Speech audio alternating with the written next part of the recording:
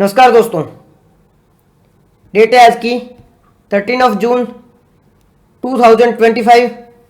स्वागत है आपका आज के करंट अफेयर डिस्कशन में। चलिए डिस्कशन शुरू करते हैं। चलते हैं हमारे पहले आर्टिकल की ओर। क्या है हमारा पहला आर्टिकल? हमारा पहला आर्टिकल है SEZ। SEZ क्या होता है? SEZ यानी कि स्पेशल इकोनॉमिक जोन, विशेष आर्थिक क्षेत्र। SEZ का मतलब होता है विशेष आर्थिक क्षेत्र, स्पेशल इकोनॉमिक जोन।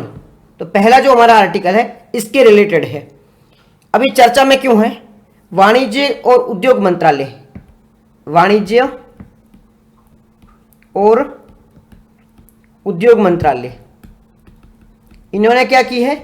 इन्होंने SEZ से रिलेटेड कुछ बात की है। भाई SEZ है, उसके जो रूल बने हुए हैं, SEZ है स्पेशल इकोनॉमिक जोन है, विशेष आर्थिक क्षेत्र है, इससे रिलेटेड कोई नियम बनाए गए हैं, कुछ रूल बनाए गए हैं, उसे 2025 में संशोधित किया है, उसमें कुछ परिवर्तन लेके आए हैं।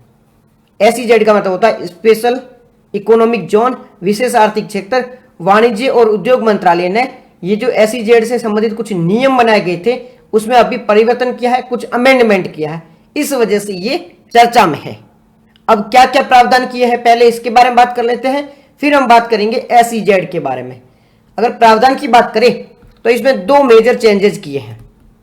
प्रावधान यानी कि क्या प्रोविजन किए हैं? तो प्रोविजन की बात करें तो यहाँ पे दो मेजर चेंजेस किए हैं। पहले क्या चेंजेस है? पहला चेंजेस है सेमीकंडक्टर्स, सेमीकंडक्टर। अभी सेमीकंडक्टर क्या होता है इसके बारे में भी अभी बात करेंगे, लेकिन अभी तो समझ लो सेमीकंडक्टर के लिए, सेमीकंडक्टर के लिए जमीन आवंटित करना, आवंटित करना।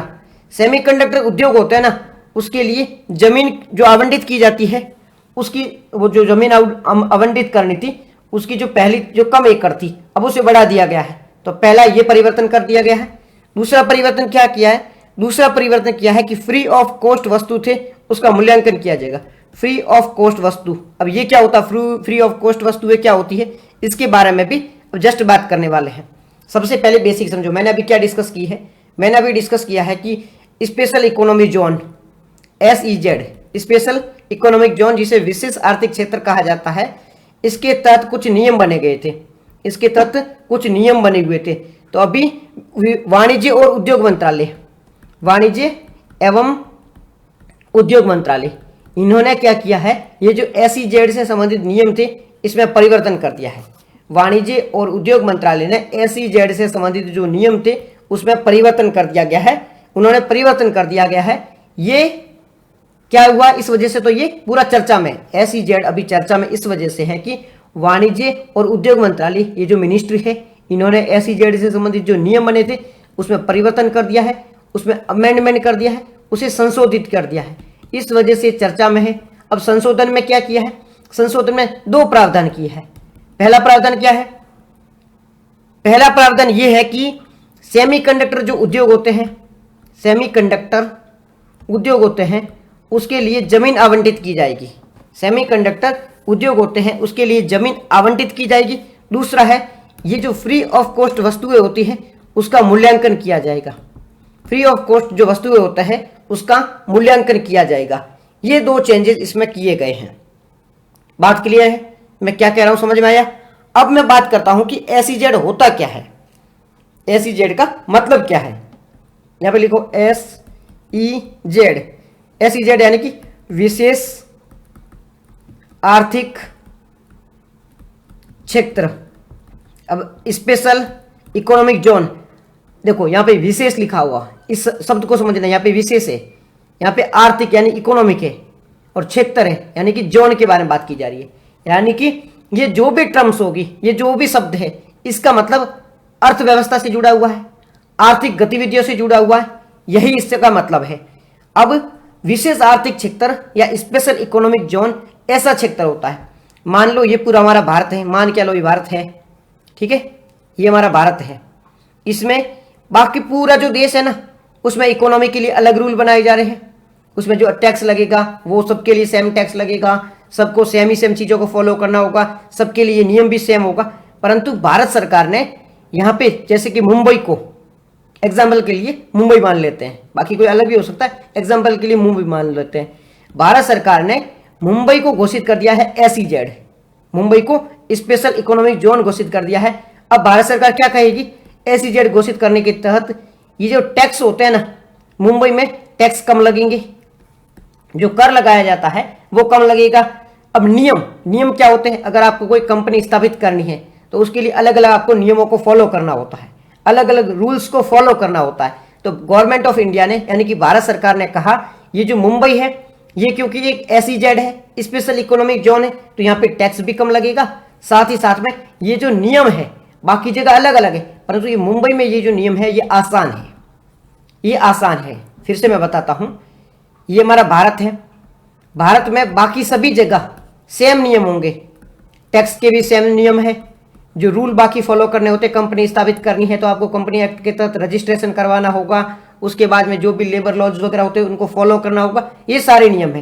परंतु किसी भी क्षेत्र को अगर भारत सरकार है वो SEZ घोषित कर देती है, अगर सरकार उसको SEZ घोषित कर देती है तो वहां पर टैक्स के नियम आसान होंगे, टैक्स बहुत कम लगेगा या न के बराबर लगेगा। साथ ही साथ में जो रूल्स होते हैं वो भी बहुत बहुत ईजी होंगे, जैसे कि किसी को कंपनी स्थापित करनी है तो वो बहुत आसानी से अपना रजिस्ट्रेशन करवा सकता है, ज़्यादा उसको लेबर लॉज को फॉलो करने की आवश्यकता नहीं है।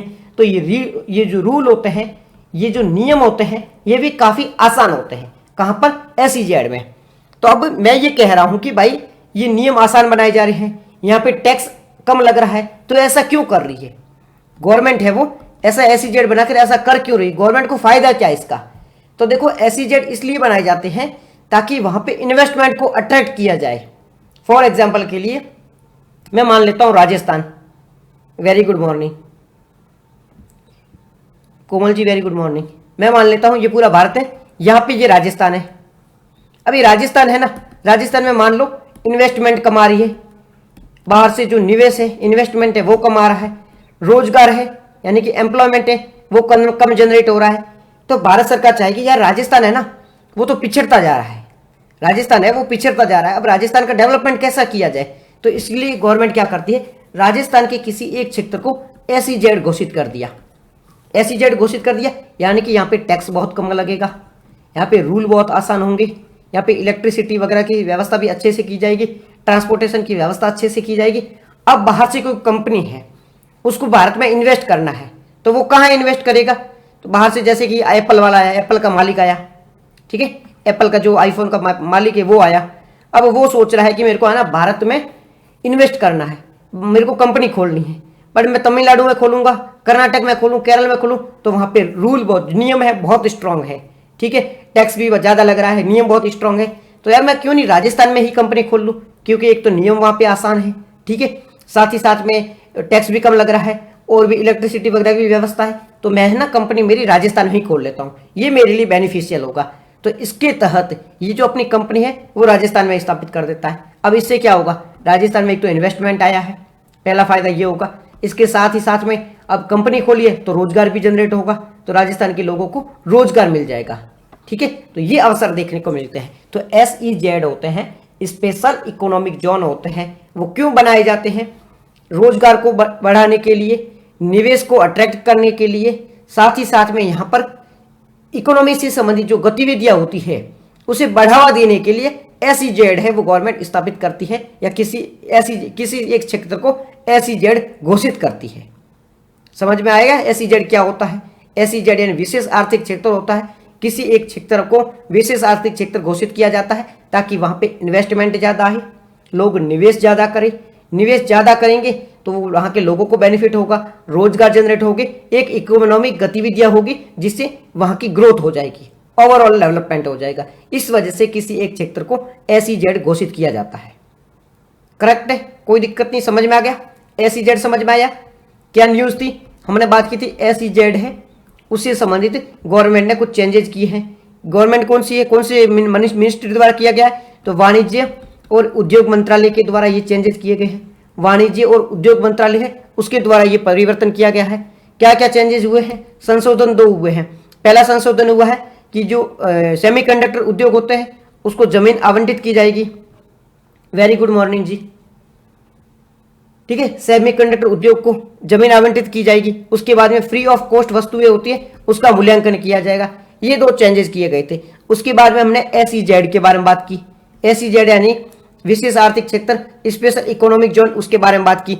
स्पेशल इकोनॉमिक जोन क्या होता है? ऐसा क्षेत्र जहां पे टैक्स कम लग रहा है, रूल बहुत आसान है, इकोनॉमिक गतिविधियों के लिए वो एक बेटर कंडीशन प्रोवाइड करता है। आर्थिक गतिविधियां होती हैं उसके लिए एक बेटर कंडीशन, एक बेटर एनवायरमेंट प्रोवाइड करवाता है, उसे SEZ कहा जाता है, स्पेशल इकोनॉमिक जोन कहा जाता है। क्यों ये किया जाता है? ताकि रोजगार को अट्रैक्ट किया जाए, इस वजह से ये काम किया जाता है। सोनाली पाल, वेरी गुड मॉर्निंग। ठीक है, समझ में आ गया। अब यह ना कौन सी कमेटी बनी थी? एक समिति बनी थी। इस समिति के द्वारा SEZ के बारे में कहा गया था, रिकमेंडेशन की गई थी, सिफारिश की गई थी। तो कौन सी कमेटी बनी थी? कमेटी का नाम था बाबा कल्याणी समिति। बाबा कल्याणी समिति। अब ये जो बाबा कल्याणी समिति बनी थी, इन्होंने सिफारिश की थी। इन्होंने क्या सिफारिश की थी कि जो SEZ बनाया जाता है, जनरली जो SEZ बनाया जाता है, ये निवेश को अट्रैक्ट करने के लिए, यानी कि इन्वेस्टमेंट को अट्रैक्ट करने के लिए बनाया जाता है। SEZ होगा तो बाहर से लोग आएंगे और निवेश करेंगे। अमेरिका से लोग आएंगे, जापान से आएंगे, UAE से आएंगे, सऊदी अरेबिया से आएंगे, यूरोपियन यूनियन से आएंगे, बहुत सारे लोग आएंगे और उस SEZ का जो क्षेत्र है वहां पे इन्वेस्ट करेंगे ताकि भारत को बेनिफिट हो सके। ठीक है, वो अपने बेनिफिट के लिए आएंगे बट इससे भारत को भी बेनिफिट हो जाएगा। तो निवेश को अट्रैक्ट करने के लिए ये SEZ बनाए जाते थे। परंतु बाबा कल्याणी का कहना था कि जो SEZ में आप निवेश को अट्रैक्ट करने के लिए कर रहे हो, इसके साथ साथ आप टारगेट रखो कि आप रोजगार को भी बढ़ाओ, तो वैसे रोजगार तो ऑटोमेटिक बढ़ ही जाएगा। साथ ही साथ में आप इकोनॉमिक ग्रोथ पर भी फोकस करो। अब इकोनॉमिक ग्रोथ पे तो ऑटोमेटिक ही फोकस हो जाएगा। जब कोई SEZ बनाया जाएगा तो वहां पे इन्वेस्टमेंट आएगा। इन्वेस्टमेंट आएगा तो क्या होगा? तो वहां पे एम्प्लॉयमेंट जनरेट होगा, रोजगार। देखो मैं सिंपल टर्म समझा देता हूं आपको। ये एक व्यक्ति है, इसने यहाँ पे इन्वेस्टमेंट किया। इन्वेस्टमेंट मतलब यहाँ पे पैसे लगाए। अब पैसे लगा के एक कंपनी खोलिए। कंपनी में काम करने के लिए कौन चाहिए? मजदूर चाहिए। तो ये मजदूर काम करने के लिए आएंगे। ये मजदूर है, ये मजदूर है, ये मजदूर है, ये काम करने के लिए आया। अब इसको क्या मिलेगा? काम करेंगे, बदले में क्या मिलेगा? पैसा मिलेगा। इसको पैसा मिलेगा, इसको पैसा मिलेगा। इन लोगों को रोजगार मिला तो पैसा मिला। अब पैसा मिला तो ये क्या करेंगे? खर्च करेंगे। ये मार्केट में गए, खर्च किया। पैसा अगर खर्च हो रहा है तो क्या हुआ? ग्रोथ हो ही रही है ना, ग्रोथ हो ही रही है ना ओवरऑल, कि भाई पैसे खर्च हो रहे, पैसे मार्केट में आ रहे तो हमारी GDP बढ़ रही है। तो अगर कहीं पे इन्वेस्टमेंट हो रहा है, इसका मतलब है वहां पर ऑटोमेटिक एम्प्लॉयमेंट जनरेट होगा। ऑटोमेटिक एम्प्लॉयमेंट अगर जनरेट होगा तो सीधी सीधी बात है, हमारी इकोनॉमिक ग्रोथ है वो बढ़ेगी। ये पूरा एक साइकिल चलता है। तो बाबा कल्याणी का यही कहना था। तो इसके बाद में सरकार ने क्या क्या प्रयास किए हैं SEZ से रिलेटेड, या फिर जो हमारा सेमीकंडक्टर होता है उससे रिलेटेड भी क्या क्या प्रयास किए। एक बार मैं आपको सेमीकंडक्टर के बारे में बता देता हूँ। सेमीकंडक्टर होता क्या है?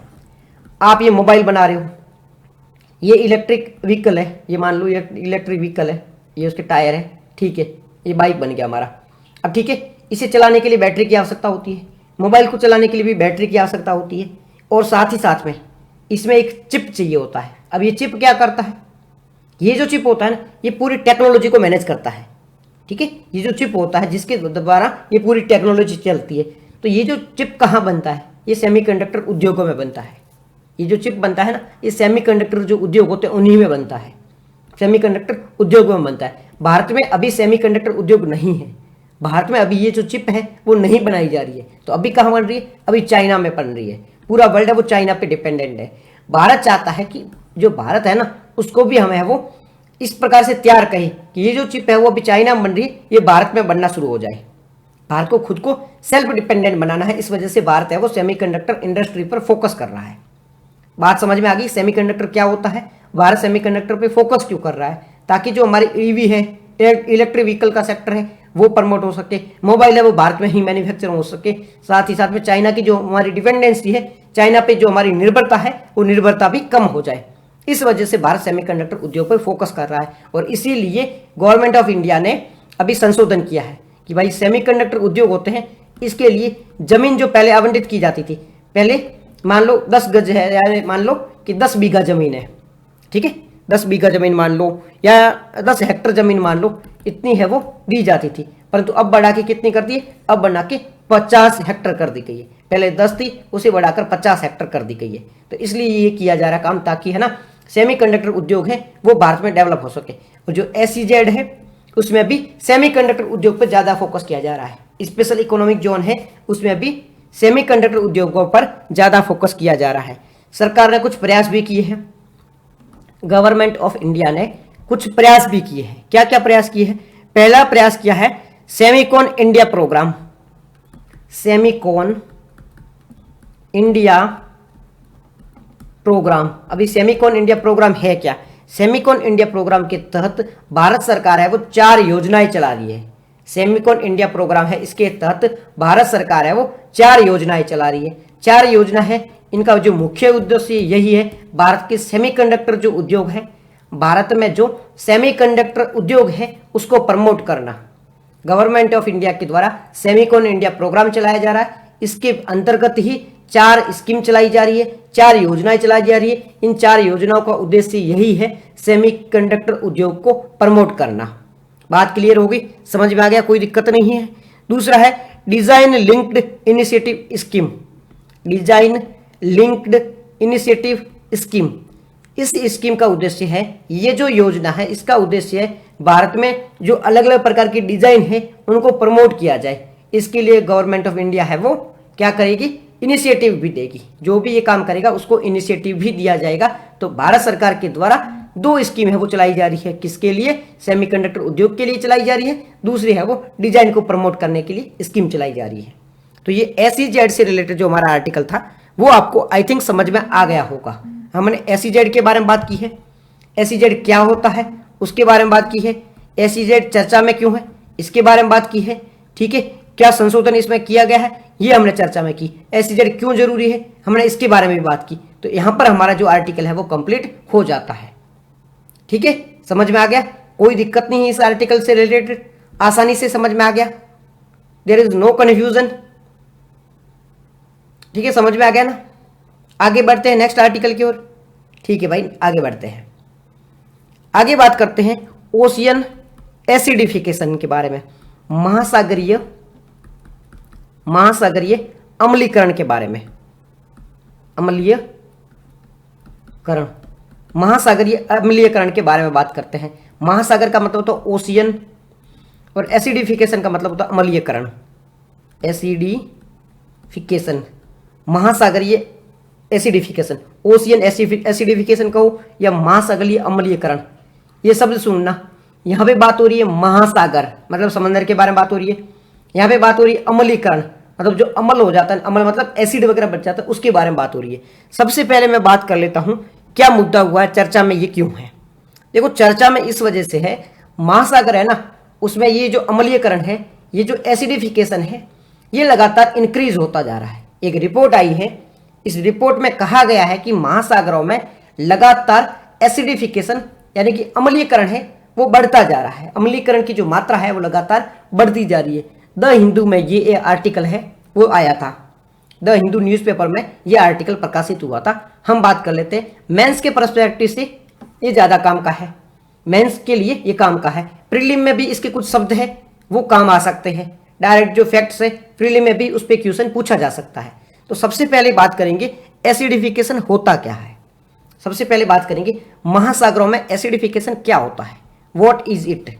तो पहला पॉइंट है कि क्या होता है, अगर इसको समझे तो ये एक गैस है कार्बन डाइऑक्साइड, सबने इसका नाम सुना होगा। कार्बन डाइऑक्साइड क्या होती है?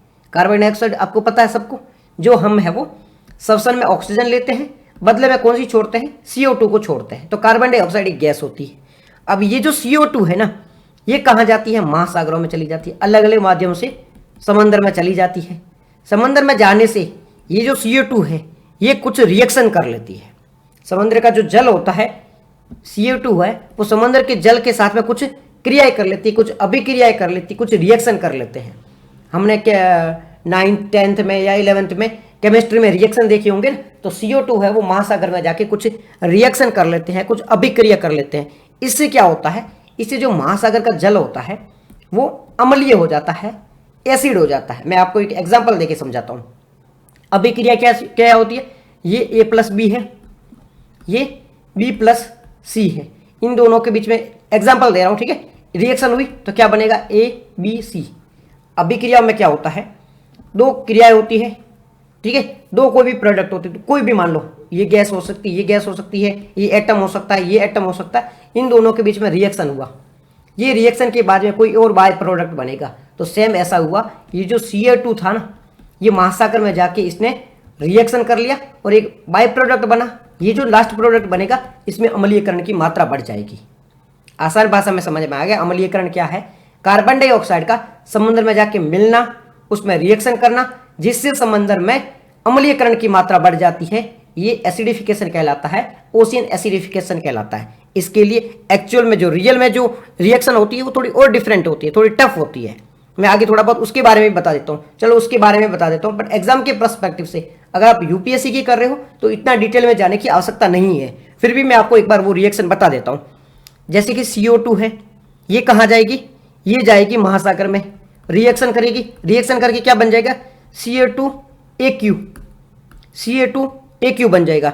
अब ये जो CO2AQ बना है, अब ये फिर आगे और प्रोसेस करेगा और आगे जाके क्या बनेगा, कार्बनिक एसिड बनेगा। आगे और प्रोसेस करके कार्बनिक एसिड बनेगा। ये भी इतनी सिंपल नहीं है, ये जो रिएक्शन है इतनी सिंपल नहीं है। CO2 बहुत ज़्यादा रिएक्शन करते हैं, बहुत ज़्यादा बाई प्रोडक्ट बनते हैं, परंतु मैं सिंपल भाषा में समझाता हूँ, सिंपल भाषा में बता रहा हूँ कि सिंपल सा प्रोसेस है।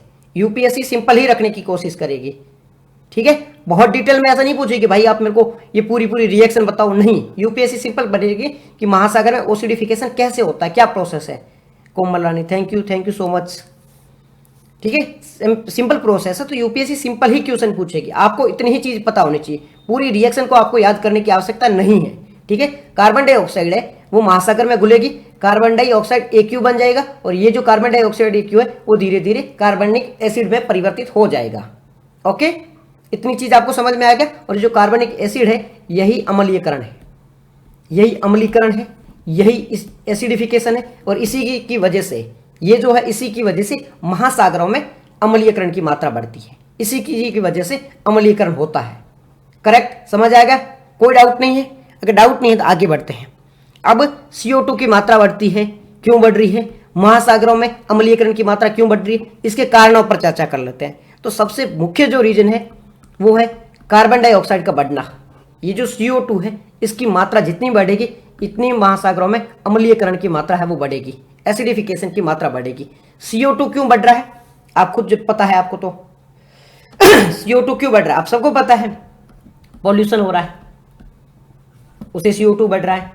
और भी कई रेस्पॉन्सिबल रीजन है, हमें पता है, बिल्कुल बेसिक सी चीज़ है, CO2 बढ़ रहा है क्योंकि तो हम पेड़ पौधों को काट रहे हैं, पेड़ पौधे इनको कैप्चर कर रहे थे, वो चीज़ें नहीं देखने को मिल रही है, पॉल्यूशन बढ़ रहा है, अलग अलग रीजन है जिसकी वजह से CO2 है वो बढ़ती जा रही है। CO2 बढ़ेगी तो महासागर में जाएगी, महासागर में जाएगी तो एसिडिफिकेशन ज़्यादा बढ़ेगा। और कौन इसके लिए रेस्पॉन्सिबल है, हम इंसान। हर चीज़ के लिए कौन रेस्पॉन्सिबल है, तो वो हम इंसान रेस्पॉन्सिबल है। आराम से आदिवासियों की तरह जंगल में बैठे थे, किसी एक को चुल मची, उसने क्या कर दिया, विकास कर दिया, और विकास के नाम पर कहाँ हो गए, हम यहाँ आ गए हैं। विकास के नाम पर आज कहाँ आ गए हैं, बर्बादी की कगार पे आ गए हैं। गर्मी बढ़ गई है, तापमान बढ़ गया है, सर्दियाँ बढ़ गई है, बारिश बढ़ गई है, सब कुछ चीज़ बढ़ गई है, टेम्परेचर सब कुछ चेंज हो गया, पूरा वातावरण ही चेंज हो गया, जलवायु परिवर्तित हो गई है। ये इसके लिए रेस्पॉन्सिबल कौन है, ये एक आदमी जिसको चुल मची थी। आदिवासियों की तरह जंगलों में बैठे थे, परंतु एक व्यक्ति की चुल की वजह से हम यहाँ आ गए। ना इसको चुल मचती, ना हम डेवलपमेंट के पीछे भागते। मैं डेवलपमेंट के खिलाफ की बात नहीं कर रहा हूँ, कोई ऐसे मत बोला कि ये तो डेवलपमेंट के खिलाफ है, नहीं, डेवलपमेंट जरूरी है, पर कितना डेवलपमेंट चाहिए, कितना चाहिए और क्यों चाहिए, बस ठीक है, ओके, लॉजिक छोड़ो, जो भी है सही। अब ओशियन जो एसिडिफिकेशन होता है उसका प्रभाव क्या पड़ता है। ओशियन में जो एसिडिफिकेशन यानी कि अम्लीयकरण होता है, इसका प्रभाव क्या पड़ता है।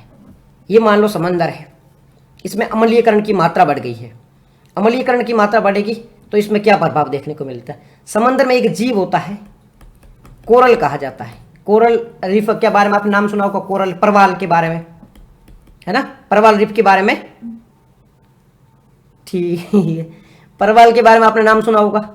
अब ये परवाल होता है ना, समंदर में जो होते हैं ना, ये ओसिडिफिकेशन बढ़ रही है, एसिडिफिकेशन बढ़ रही है, इसकी वजह से ये बेचारा जीव रह रहा है। जैसे आप है ना अपने घर में रह रहे हो, यहाँ पे रह रहे हो, अब कोई आके क्या करता है, कोई आके ये चीज़ कर रहा है कि आपके घर में टेम्परेचर बढ़ा हुआ है, गर्मी बहुत भयंकर हो रही है, ठीक है, साथ ही साथ में प्रदूषण बहुत ज़्यादा भयंकर हो रही है, आप सर्वाइव नहीं कर पाओगे, घर से बाहर भागने की कोशिश करोगे।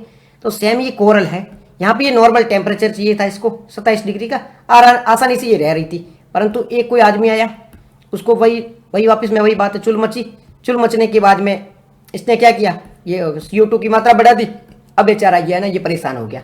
तो ये सबसे ज़्यादा प्रभाव किसको पड़ रहा है, ये जो अम्लीकरण की मात्रा बढ़ रही है, इसके साथ सबसे ज़्यादा कौन परेशान है, कोरल परेशान है। अब कोरल कितना बेनिफिशियरी है, आप इस बात को सोच नहीं सकते। मान लो ये हमारी पृथ्वी है ना, हमारे रहने के लिए ये पृथ्वी की ऊपर वाली जो परत है ना, ये जितनी आवश्यक है, इतनी समुद्र में कोरल है वो आवश्यक है। ये जो परवाल की बात कर रहे हैं, ये इतनी ज़्यादा आवश्यक है जितनी हमारे लिए ये लैंड मास है ये आवश्यक है ना। हमारे लिए पानी आवश्यक है, हमारे लिए गैस आवश्यक है, सांस आवश्यक है, ऑक्सीजन आवश्यक है, इसी प्रकार से ये इतना ही हमारे लिए नेसेसरी है। आप सोच सकते हो किस लेवल तक ये हमारे लिए जरूरी है, हमारे लिए बहुत जरूरी है। कोरल क्या करता है कोरल काफ़ी, एक तो देखो पर्यटन को बढ़ावा देता है, बहुत सुंदर होता है, देखने में बहुत ज़्यादा सुंदर होता है, रंग बिरंगा होता है, तो ये हमारे लिए जरूरी है। कई जो और भी जीव होते हैं वो कोरल पे डायरेक्ट और इनडायरेक्ट निर्भर करते हैं। तो हमारा जो इकोसिस्टम होता है, समुद्र का जो इकोसिस्टम होता है, उसे बैलेंस करने में कोरल महत्वपूर्ण भूमिका निभाता है। बट हमारे द्वारा एसिडिफिकेशन बढ़ाया जा रहा है, इसकी वजह से कोरल है वो नष्ट हो रही है, ये प्रभाव देखने को मिलेगा। इसके बाद में दूसरा पॉइंट है कि और क्या प्रभाव पड़ता है, और प्रभाव पड़ता है मत्स्य पालन पर। मत्स्य पालन पर, मछली पालन करते हो ना, कि समुद्र के आसपास के जो लोग हैं, ये तटों के आसपास रह रहे हैं, वो क्या करते हैं, कोस्टल के रीजन के जो लोग हैं ना, वो मत्स्य पालन करते हैं। परंतु समुद्र में अगर एसिडिफिकेशन बढ़ जाएगा तो आपको पता है कि वहाँ पे मछलियाँ जिंदा रहेगी? क्या बता सकते हो वहाँ मछलियाँ जिंदा रहेगी? नहीं रहेगी। अब ये मत्स्य पालन में, ये फिशरीज में अगर ये मछलियाँ ही मर जाएगी तो ये पालेंगे किसको? भाई मछलियों को तभी पालेंगे जब मछलियाँ जिंदा रहेगी। अब मछलियाँ रहेगी नहीं तो आप पालोगे क्या? तो इनकी इकोनॉमी भी प्रभावित हो रही है। तो मछलियाँ जा रही है, इसकी वजह से इकोसिस्टम प्रभावित हो रहा है, एक इनकी इकोनॉमी भी नष्ट हो रही है। तो ये सारे प्रभाव देखने को मिल रहे हैं। क्या प्रभाव देखने को मिल रहे हैं? ये सारे प्रभाव देखने को मिलते हैं। किसके कारण देखने को मिल रहे हैं? ये सब ओशियन एसिडिफिकेशन की वजह से देखने को मिलता है। मैं आपको एक बहुत अच्छा शब्द बताता हूं, इसका उपयोग अगर आप मेंस में कर लिया ना, ये जो शब्द बता रहा हूं इसका उपयोग अगर आपने मेंस में कर लिया ना, एग्जामिनर आएगा ना, वो आपके घर पे आएगा, आपको देके जाएगा। क्या देके जाएगा घर पे आके? Joining letter. भाई तू है ना इंटरव्यू रहने दे, तू सीधा और लेबासना में जा, तू ट्रेनिंग भी रहने दे, तू सीधा कलेक्टर बन जा। ऐसा ये शब्द है, ये जो लाइन है इसको यूज करो। लाइन क्या है? लाइन है प्लानेटरी बाउंड्रीज। Planetary boundaries. अब ये प्लानेटरी बाउंड्री होती क्या है? पहले इस शब्द को समझो। क्या शब्द है? प्लैनेट। प्लैनेट मतलब होता ग्रह, प्लैनेट का मतलब होता ग्रह, बाउंड्री के मतलब होता सीमा। ग्रह ये सीमा, ये जो हमारा ग्रह है पृथ्वी, इसके द्वारा कुछ सीमा तय की गई है। ग्रह मतलब समझ लो नेचर, प्रकृति। ग्रह का मतलब आप प्रकृति समझ लो। ये जो प्रकृति है इसने कुछ, हाँ जी भाई साहब खुद आएगा वो लेटर देने के लिए कि भाई IAS बन जाओ आप। ये जो प्रकृति है ना, इसने कुछ बाउंड्री बनाई है, एक कुछ बाउंड्री ड्रॉ की है। फॉर एग्जाम्पल के लिए लक्ष्मण जी ने बाउंड्री ड्रॉ की थी, लक्ष्मण रेखा कहा था। सीता जी को बोला था आप कुछ भी करो, इसको आगे क्रॉस मत करना, ये जो लक्ष्मण रेखा इसको क्रॉस मत करना। सीता जी ने क्रॉस किया और क्या हुआ? अपहरण हो गया। Thank you Komal ji. ये जो है ना, इन्होंने क्रॉस किया और सीता जी का अपहरण हो गया। वैसा ही सिस्टम होता है। ये जो प्लानेटरी बाउंड्रीज होती है ना, इसमें प्रकृति होती है, जो हमारा नेचर है, ये एक बाउंड्री ड्रॉ करता है। नेचर है वो क्या करता है? बाउंड्री ड्रॉ करता है। नेचर कहता है भाई साहब आप इसको क्रॉस मत करना। बाउंड्री क्या ड्रॉ की है? आप है ना एक हद के बाद में पॉल्यूशन मत बढ़ाना, एक हद के बाद में टेम्परेचर को मत बढ़ाना, एक हद के बाद में पेड़ों को मत काटना, एक हद के बाद में हमारे में इंटरफेयर मत करना। अगर आपने ये सारी चीजें करी तो मेरे को 2 मिनट नहीं लगेंगे आपकी औकात दिखाने में। और प्रकृति जब नेचर जब अपनी औकात दिखाती है, आप रोते रहते जाते हो। इंसान कुछ भी कर ले बट वो नेचर को नहीं बीट कर सकता है। कोरोना सबको याद होगा, 2 साल घर में बिठा के रख दिया था, 2 साल सबको घर में बंद करके रखवा दिया था। ये औकात है नेचर की।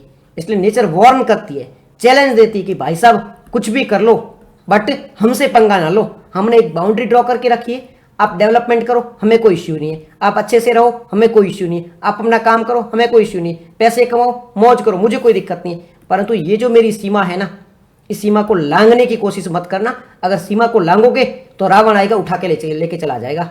तो इंसान है वो सीमा को लांघ चुका है। इंसान सीमा को लांघ चुका है तो प्रकृति आई रावण के रूप में और दिखा दी इंसान को अपनी औकात कि भाई साहब तुम्हारी औकात है वो ये है। तो अगर ये मेंस में लिख सकते हो, मेंस में कैसे लिखना है, जब भी एनवायरमेंट से रिलेटेड कुछ भी लिखना है तब आप ये लाइन लिख सकते हो कि प्रकृति ने एक सीमा बना रखी है, प्रकृति ने एक, नेचर ने एक सीमा तय कर रखी है, इसे हम कहते हैं प्लानेटरी बाउंड्री। तो ये प्रकृति की जो सीमा है इसको क्रॉस नहीं करना है। अगर इंसान इसको क्रॉस करेगा या जब जब इंसान इसको क्रॉस करेगा तब प्रकृति अपना कहर बरसाएगी। और कहर किसके रूप में, कोरोना के रूप में, उत्तराखंड की बाढ़ के रूप में, भुज के भूकंप के रूप में, सुनामी के रूप में कहर बरसेगा और आपको अपनी औकात याद आ जाएगी। ओडिशा में सुनामी, भुज में भूकंप और उत्तराखंड में बाढ़ और कोरोना, ये सारे भूकंप बरसेंगे, आप रोते रह जाओगे। इसलिए प्रकृति की सीमा है उसको नहीं लांघना है, लिमिट में रहना है। और ये लाइन आप एज इट इज मेंस में यूज कर देना, मौज करो। फिर तो कलेक्टर साहब घूमोगी गाड़ी में, लाल बत्ती वाली लीली बत्ती वाली गाड़ियों में घूमोगी, मोदी जी के अंडर में काम करोगे। ठीक है जी, समझ में आ गया ओशियन एसिडिफिकेशन क्या होता है। ओशियन एसिडिफिकेशन अब क्लियर हो गया, कोई डाउट नहीं है। टेम्परेचर, तापमान बढ़ेगा ना, दिक्कत करेगा ही ना जी, वो भी साथ में है। टेम्परेचर बढ़ गया ना, 60 डिग्री पहुंच गया है। तो ओशियन एसिडिफिकेशन का जो हमारा जो टॉपिक था, जो आर्टिकल था, वो कंप्लीट हो चुका है। यहां तक किसी को कोई दिक्कत नहीं है। आगे बढ़ते हैं नेक्स्ट आर्टिकल की ओर। नेक्स्ट आर्टिकल क्या है, जो हमारा अगला आर्टिकल है वो किससे संबंधित है, वो है एसेट मोनेटाइजेशन स्ट्रेटेजी से संबंधित। एसेट मोनेटाइजेशन स्ट्रेटेजी मतलब एसेट का मतलब होता है, एसेट का मतलब होता है परिसंपत्ति। मैं एक बार सिंपल भाषा में समझाऊं, पहले एक बार नाम सीख लो। एसेट का मतलब होता है,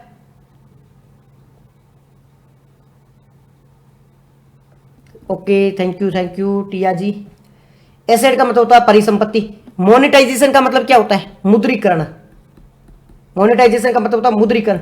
स्ट्रेटेजी का मतलब होता है रणनीति। तो हमारा जो ये आर्टिकल है ये बात करता है परिसंपत्ति, मुद्रीकरण, रणनीति, एसेट मोनेटाइजेशन स्ट्रेटेजी के बारे में।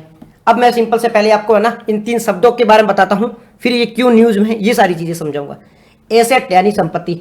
संपत्ति मतलब आपकी कोई प्रॉपर्टी है ना, आप जिस पे रह रहे हो, घर है, वो क्या है, आपकी प्रॉपर्टी है। आपकी जमीन है, वो क्या आपकी प्रॉपर्टी है। आपने कोई मकान बना रखा, वो क्या आपकी प्रॉपर्टी है। आपने कोई कंपनी खोल रखी, आपकी क्या है, वो प्रॉपर्टी है। एसेट का मतलब आपकी जो भी प्रॉपर्टी है ना, उसे एसेट कहा जाता है। ठीक है, एसेट का मतलब आपकी प्रॉपर्टी, जो आपकी संपत्ति है वो एसेट है। मोनेटाइजेशन क्या होता है, मान लो ये आपका घर है, आपने इसको किसी को किराए पे दे दिया, किराए पे दे दिया मतलब आपको पैसे मिल रहे हैं, तो आपने अपनी संपत्ति का क्या कर दिया, मोनेटाइजेशन कर लिया। आपका एक मकान था, उसको आपने किराए पे चढ़ा दिया, दुकान थी उसको आपने किराए पे चढ़ा दिया, तो वो क्या बन गया, उसका मोनेटाइजेशन हो गया, यानी कि उसका मुद्रीकरण हो गया। जो भी आपकी संपत्ति थी उसके पैसे मिल रहे हैं, मतलब उसका मोनेटाइजेशन हो गया। स्ट्रेटेजी का मतलब होता है रणनीति। स्ट्रेटेजी का क्या मतलब होता है, रणनीति।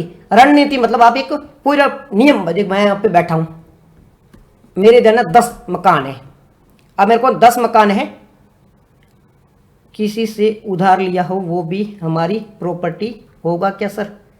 उधार लिया वो आपकी प्रॉपर्टी नहीं होगी, आपकी लाइबिलिटी होगी, आपकी वो जिम्मेदारी होगी। प्रॉपर्टी तो, एसेट तो सामने वाले का होगा, आपकी लाइबिलिटी होगी, क्योंकि वो आपको वापस करना है, तो वो आपकी प्रॉपर्टी नहीं होगी। ऐसे तो फिर मैं करोड़पति हूं, मैंने मेरे सारे दोस्तों से उधार ले रखे हैं और फिर मैं बन गया हूं एसेट मैनेजमेंट का मालिक बन गया हूं। नहीं, ऐसे नहीं होता है। तो ये है ना, मैं हूं, मेरे पास में 10 मकान है, अब मैं स्ट्रेटेजी बना रहा हूं। इस मकान को इस व्यक्ति को किराए पे दे देता हूं, इसको दुकान के रूप में किराए पे दे देता हूं, इसको ऑफिस के रूप में किराए पे दे देता हूं। तो मैं क्या कर रहा हूं, मैं एक प्लान बना रहा हूं। क्या बना रहा हूं, एक रणनीति बना रहा हूं। तो ये होगी स्ट्रेटेजी। तो एसेट जो आपकी संपत्ति होती है उसको आप किसी पे किराए पे दे रहे हो, यानी कि उसको मोनेटाइज कर रहे हो, और उसके लिए क्या कर रहे हो, प्लान बना रहे हो। आपको 3 शब्द समझ में आ गया, एसेट, मोनेटाइजेशन, स्ट्रेटेजी समझ में आ गई। ये जो 3 शब्द थे वो तो समझ में आ गए। अब हम बात कर लेते हैं ये चर्चा में क्यों है, ये न्यूज में क्यों है, इसके बारे में बात कर लेते हैं। National highway authority of India, NHAI, national highway authority of India. ठीक है, national highway authority of India, NHAI। इस संस्था के बारे में आप सबने सुना होगा। क्या करती है national highway authority of India? Border के जो रोड होते हैं ना वो बनाती है। बॉर्डर पे जो रोड होती है वो कौन बनाती है? National highway authority of India बनाती है। अब क्या होता है, national highway authority of India ने क्या किया है, कुछ इसकी जो प्रॉपर्टीज थी ना, कुछ इसकी फालतू प्रॉपर्टी बड़ी थी, उसको इसने क्या कर दिया, अलग अलग कंपनियां थी उनको क्या कर दिया है, दे दिया काम के लिए। भाई आप है ना इस पे कोई काम कर लो, इस पे ये कर लो, इस पे वो कर लो। तो अपनी जो प्रॉपर्टी थी उसको कहीं चढ़ा दिया है, भाई आप है ना इसको यूज कर लो, बदले में हमें पैसे दे दो। तो इस वजह से ये चर्चा में है कि national highway authority of India की बहुत सारी प्रॉपर्टियां पड़ी होती, इनको प्रॉपर्टी पड़ी होती, ये क्या करती है, प्राइवेट कंपनियों को लीज पे दे देती है। किसी को 10 साल के लिए दे देती है, किसी को 90 साल के लिए दे देती है, बदले में इनको पैसे मिल जाता है। और ये फालतू प्रॉपर्टी बनी पड़ी थी जिसका कोई यूज नहीं हो रहा था, इसका यूज भी होना शुरू हो जाता है। तो एक तो इसका सही उपयोग भी हो रहा है, तो ये भी बेनिफिट हो रहा है कि रिसोर्सेज जो पड़े हैं, जो रिसोर्सेज हैं, जो संसाधन है, उसका सही उपयोग हो रहा है। पहला फायदा ये हो रहा है, बदले में पैसे भी मिल रहे हैं। तो इस वजह से NHAI ने ये शुरुआत की है। ठीक है, न्यूज आपको समझ में आ गई कि NHAI ने, जो national highway authority of India है, इन्होंने अपनी संपत्तियों को किराए पे दे दिया है, लीज पे दे दिया है। इससे एसेट है उसका मैनेजमेंट हो गया, एसेट का मोनेटाइजेशन हो गया है। 2 पॉइंट क्लियर हो गए, क्यों न्यूज में है, ये चीज समझ में आ गई है। अब इसे चाहती क्या है, इसका उद्देश्य क्या है, क्यों कर रही है ये? देखो इसका मुख्य उद्देश्य यही है, जो NHAI है ना, national highway authority of India है, इसका मुख्य उद्देश्य एक तो पैसे कमाना है।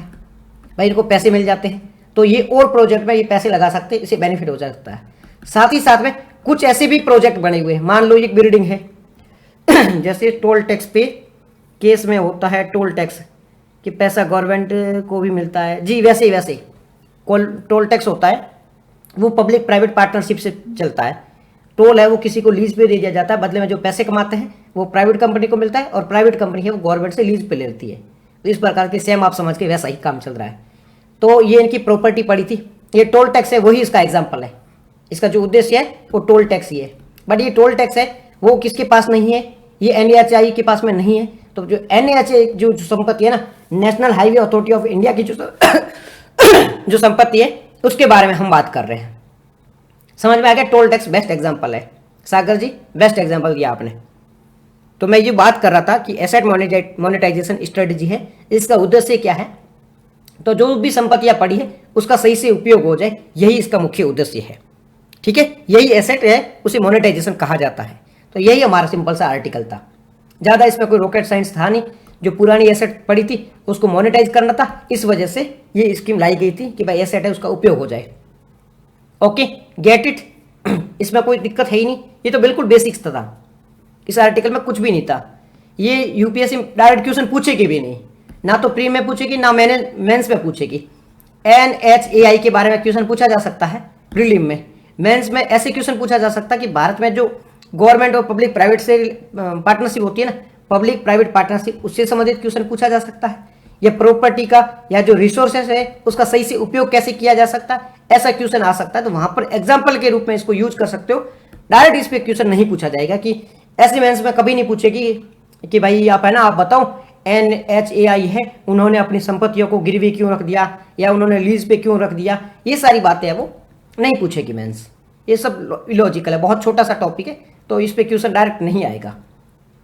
चलते हैं नेक्स्ट आर्टिकल की ओर। नेक्स्ट आर्टिकल है सोलर स्टॉर्म वर्सेज स्टारलिंक।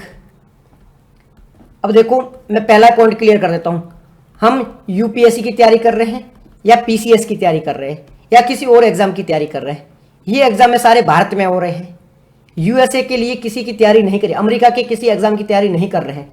तो ऐसे जो भी टॉपिक होते हैं जो डायरेक्ट रूप से भारत से जुड़े हुए नहीं है, उसको बहुत ज़्यादा डिटेल में नहीं पढ़ना है उनको। भाई देखो यूएसए की कोई ऑर्गेनाइजेशन है, यूएसए को कोई एक्ट है, यूएसए का कोई प्रोजेक्ट है, उनको बहुत ज़्यादा डिटेल में नहीं पढ़ना है। गिरवी रखने की क्या प्रॉफिट होगा, तो पूछ सकते हैं शायद गिरवी रखने से क्या प्रॉफिट होगा। गिरवी इन द सेंस लीज पे दे रहे हैं, गिरवी नहीं रख रहे, गिरवी मेरा टर्म्स गलत हो जाएगा, लीज पे रख रहे हैं। अगर ये मेरी ज़मीन है, इसको मैंने किसी कंपनी को लीज पे रख दिया है, तो बदले में ये मेरे को पैसे दे रहे हैं। एक तो मेरी ज़मीन तो पड़ी है, वैसे भी मैं यूज़ तो कर नहीं रहा था, तो बदले में मेरे को पैसे भी मिल रहे हैं। अब एक तो फायदा ये हो रहा है। बाद में गवर्नमेंट का देखो बहुत लंबा टारगेट होता है, गवर्नमेंट का ओनली पैसे कमाने का टारगेट नहीं होता है, गवर्नमेंट चाहती है कि भाई ये जो संपत्ति पड़ी थी इसका सही उपयोग हो, पहली बात है, ये जो फालतू पड़ी थी इसका सही उपयोग हो जाए। तो कोई कंपनी अगर इसका यूज़ कर रही है तो उसका सदुपयोग भी तो हो रहा है, जो रिसोर्सेज था, जो संसाधन था, उसका सही उपयोग हो रहा है, पहली बात। दूसरी बात, गवर्नमेंट को पैसे मिल रहे हैं, दूसरी बात। तीसरी बात, अगर कोई कंपनी यहाँ पे कुछ भी एक्टिविटी कर रही है तो लोगों को रोजगार भी तो मिल रहा है, तो एम्प्लॉयमेंट भी तो जनरेट हो रही है, ये भी बेनिफिट देखने को मिलता है।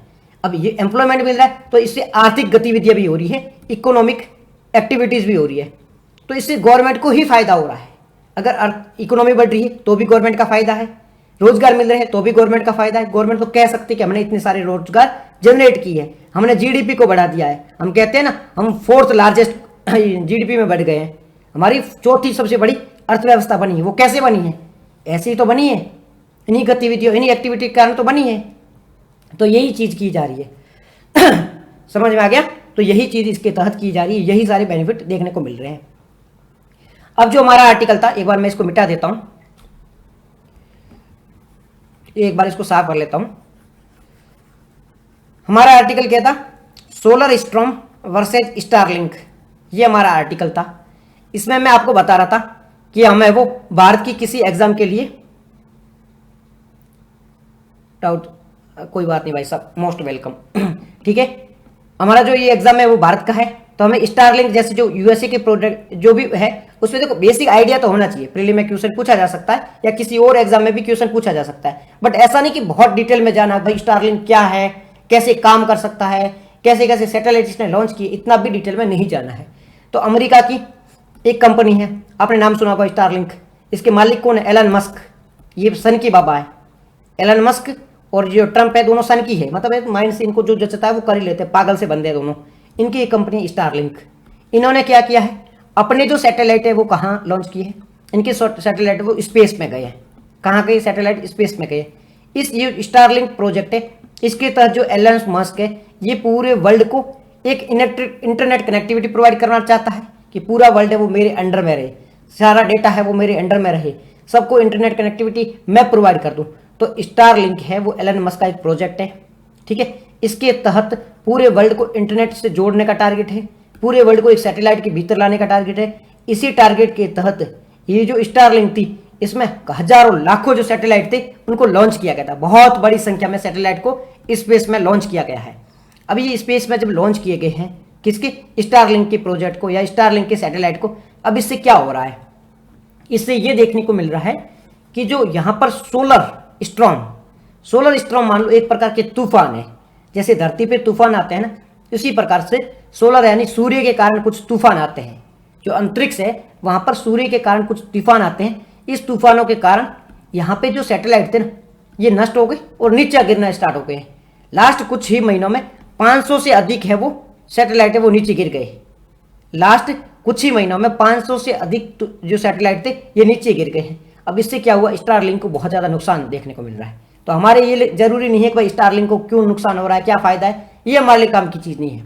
मैं फिर से एक बार बताता हूँ। एक है सोलर स्टॉर्म, इसका वर्सेज में कौन है? स्टारलिंक। स्टारलिंक आपको समझ में आ गया क्या है? स्टारलिंक एक एलन मस्क है उसका एक प्रोजेक्ट है जिसके तहत स्पेस में है वो सैटेलाइट छोड़े जा रहे हैं। अब सोलर स्टॉर्म, सोलर यानी कि सूर्य जो होता है, सूर्य के कारण तूफान आ रहा है। ये जो सूर्य है इसके कारण तूफान देखने को मिल रहे हैं। तूफान कहाँ देखने को मिल रहे हैं? स्पेस में। धरती पे तूफान आते हैं तो नुकसान होता है, बिल्डिंग वगैरह गिरती है, तो स्पेस में भी ये सैटेलाइट छोड़े गए हैं। इस तूफान की वजह से ये सैटेलाइट है वो नष्ट हो रहे हैं और वो नीचे गिर रहे हैं। क्या हो रहा है? ये नीचे गिर रहे हैं, इसकी वजह से ये सारे मुद्दा है वो चर्चा में है। अब क्या हमें स्टारलिंक के बारे में पढ़ना है? स्टारलिंक के बारे में नहीं पढ़ना है, हमें पढ़ना है सोलर स्टॉर्म के बारे में कि ये सोलर स्टॉर्म होता क्या है। सोलर स्टॉर्म का मतलब होता है सौर तूफान, सूर्य का तूफान, सूर्य का तूफान। ये जो सूर्य है ना यहाँ पे क्या होता है? छोटी छोटी बम्बार्डमेंट, मतलब ये नहीं, छोटे छोटे विस्फोट होते रहते हैं। ये पूरा सूर्य है, इसके बाहरी आवरण है। ये जो बाहरी आवरण है ना, यहाँ पे टेम्परेचर जब बढ़ता है तो उसके कारण क्या होता है? छोटे छोटे विस्फोट होते रहते हैं। इसकी जो बाहरी आवरण है इसकी सतह से कुछ छोटे छोटे विस्फोट होते रहते हैं, इसी के कारण ये सूर्य पे तूफान आता है। क्या कहने का मतलब है? कहने का मतलब यही है कि सूर्य पे का जो बाहरी आवरण है वहां पे बहुत गति से ये काम कर रहा है, बहुत स्पीड से चल रहा है, ठीक है। इसके कारण छोटे छोटे तूफान आते हैं, इसे सोलर साइकिल भी कहा जाता है।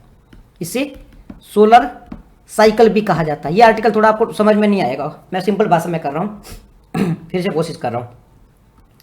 सूर्य है, सूर्य भी अपनी गति पे चलता रहता है, ऐसा नहीं कि सूर्य एक जगह खड़ा है, अपनी गति पे चल रहा है। सूर्य की ये बाहरी आवरण है, भीतरी आवरण अलग हो गया, कोरोना वगैरह अलग हो गया, परंतु ये बाहरी आवरण है। अब सूर्य अपनी गति से चल रहा है ना, तो ये जो बाहरी वातावरण है ये क्या है, ये सोलर साइकिल है। सोलर साइकिल मतलब ये भी घूमता रहता है। अब ये जो सोलर साइकिल है ना, इसके कारण यहाँ पे छोटे छोटे विस्फोट हो जाते हैं, मतलब गर्मी बढ़ती है तो यहाँ पे विस्फोट हो जाते हैं। इन विस्फोटों के कारण यहाँ से क्या तूफान उत्पन्न होता है। इन विस्फोटों के कारण यहाँ से तूफान जनरेट होता है, और ये तूफान है वो धीरे धीरे कहाँ जाता है, हमारे जो ग्रह है पृथ्वी इसकी ओर आना स्टार्ट हो जाता है। हमारे जो ग्रह है पृथ्वी इसकी ओर आना स्टार्ट हो जाता है। तो आपको समझ में आ गया सौर तूफान क्या होते हैं। सौर तूफान होते हैं सूर्य के जो सोलर साइकिल होते हैं उनकी गति के कारण उत्पन्न होते हैं, वहाँ पे विस्फोट होते हैं, उसके कारण ये हमें देखने को मिलता है। तो हमारा आर्टिकल बस सिंपल सा इतना था कि सोलर जो तूफान है, सौर स्ट्रीम है, इसके कारण स्टारलिंक के प्रोजेक्ट है वो नष्ट हो रहे हैं। बस इतना सा ही आर्टिकल था, इसमें कोई भी हमें रॉकेट साइंस नहीं पढ़नी थी, कोई भी हमें स्टारलिंक की तरह अपना जो रॉकेट होते हैं, अपने जो भी सैटेलाइट होते हैं उनको लॉन्च नहीं करना था। बस बेसिक सी इंफॉर्मेशन थी, यूपीएससी बेसिक से ही क्वेश्चन पूछेगा। ओके ठीक है जी, आगे बढ़े। चलो जी बढ़ते हैं आगे। नेक्स्ट आर्टिकल किसके बारे में है? अगला जो आर्टिकल है ना वो है निकल। निकल मतलब रवा नाउजा वाला निकल नहीं, निकल वो वाला नहीं, निकल। निकल मतलब एक धातु है, निकल एक धातु है, उसके बारे में निकल, जिसे निकेल भी कहा जाता है। अब ये निकल कहो, निकेल कहो, कुछ भी कहो, तो मैं इसके बारे में बात कर रहा हूँ। चर्चा में क्यों है? काम की चीज़ है नहीं, न्यूज़ क्या है वो काम की चीज़ नहीं है हमारे लिए, क्योंकि मतलब नहीं है ना, काम की नहीं तो याद करने की जरूरत नहीं है। निकल होता क्या है? निकल की परमाणु संख्या के बारे में बात करें। परमाणु संख्या कितनी इसकी? 28, 28 ही है ना, मैं कंफर्म नहीं, श्योर नहीं हूँ, शायद 28 है मे बी। निकल की जो परमाणु संख्या है मैं कंफर्म नहीं हूँ, एक बार आप चेक जरूर कर लेना, मैं इसके बारे में श्योर नहीं हूँ। ठीक है, यूपीएससी के लिए तो याद करने की भी आवश्यकता नहीं है, परंतु किसी और एग्जाम के लिए दे रहे हो तो थोड़ा बहुत देख लेना। मैं इसके बारे में श्योर नहीं हूँ, मेरे अकॉर्डिंग 28 होनी चाहिए। तो निकल जिसकी परमाणु संख्या इसके आसपास है या 28 है। ठीक है, ये क्या है? ये एक चमकदार धातु है। क्या है? एक चमकदार, बहुत ऐसे शाइनिंग करता रहता है, एक चमकदार धातु है। सिल्वर कलर का होता है, सिल्वर कलर का, सफ़ेद कलर का। जो सिल्वर होता है चांदी, वो किस कलर की होती है? उस कलर का ये होता है। एक चमत्कार है, मतलब चमकदार है, शाइनिंग वाला का है, साथ ही साथ में कलर कैसा होता है इसका? सिल्वर कलर होता है। तो निकल का कलर कैसा होता है? सिल्वर होता है, शाइनिंग वाला होता है। परमाणु क्रमांक कितना है वो मैं श्योर नहीं हूँ। ठीक है, बात करते हैं इसकी गुण की। क्या है इसके कैरेक्टर है, गुण क्या है इसके? गुणों की अगर बात करें तो इसके गुण है वो, एक तो ये कठोर होता है, काफ़ी ज़्यादा हार्ड होता है। क्या होता है? कठोर होता है। साथ ही साथ में क्या होता है, ये होता है ना जो निकल, ये ना खिंचाव वाला होता है। मतलब क्या होता है, इसको आप ऐसे खींच भी सकते हो, तो ये खिंचाव वाला भी होता है। तो निकल जो कठोर होता है, खिंचाव वाला होता है, चमकदार होता है, और सिल्वर की तरह ये सफ़ेद होता है। ठीक है, चांदी की तरह ये सफ़ेद होता है। यूज कहाँ पर किया जाता है इस निकल का? इस निकल का जो उपयोग है वो किया जाता है किसमें? जंग से सुरक्षा। जंग मतलब बॉर्डर पे वॉर की बात नहीं कर रहा हूं मैं। जंग का मतलब एटीट्यूड गर्ल 28, थैंक यू बताने के लिए। मैं श्योर नहीं था, मेरे कोडिंग था तो बताया, इसके लिए धन्यवाद। ठीक है, तो ये जो निकल है ये जंग से सुरक्षा करता है। जंग मतलब वॉर नहीं, भारत पाकिस्तान के बीच में जंग, उसके बारे में बात नहीं कर रहा हूँ। जंग जो लग जाती है ना, ये लोहा है, लोहे पे जंग लग जा रहा है, उसके बारे में बात कर रहा हूँ कि ये जंग से सुरक्षा प्रोवाइड करता है। लक्ष्मण जी थैंक यू भाई साहब। तो इससे सुरक्षा प्रोवाइड करता है। तो निकल के बारे में ये कुछ यूज थे इसके। साथ ही साथ में ये रिचार्जेबल बैटरी होती है ना, उसमें भी निकल का उपयोग होता है। रिचार्जेबल जो बैटरी होती है उसमें भी इस निकल का उपयोग होता है। तो निकल के बारे में क्या याद रखना है? निकल के बारे में पहला याद रखना है, परमाणु क्रमांक कितनी है? 28। परमाणु क्रमांक कितना है इसका? 28 है, परमाणु संख्या 28। पहला पॉइंट याद हो गया। कैसा होता है? चमकदार होता है। दूसरा पॉइंट याद होगा, लोहे वाला, बिल्कुल लोहे वाला, लोहे पे जो जंग लगता है वही जंग, चमकदार होता है। कलर कैसा होता है? सिल्वर कलर का होता है, सिल्वर सफ़ेद कलर का ये होता है। ठीक है, गुण क्या होता है? कठोर होता है, काफ़ी हार्ड होता है। उसके बाद में यूज क्या होता है? जंग को रोकने के लिए, जंग रोधक होता है ये। ठीक है, जंग रोधक होता है ये। रिचार्जेबल बैटरी में भी इसका उपयोग होता है। जो बैटरियाँ होती है जो बैटरीज होती है उसमें भी इसका उपयोग होता है। तो ये हमारा आर्टिकल पूरा था निकेल के बारे में। नेक्स्ट जो आर्टिकल है वो स्टेलरेटर के बारे में है। क्या आर्टिकल है? स्टेलरेटर। स्टेलरेटर। अब ये स्टेलरेटर क्या होता है?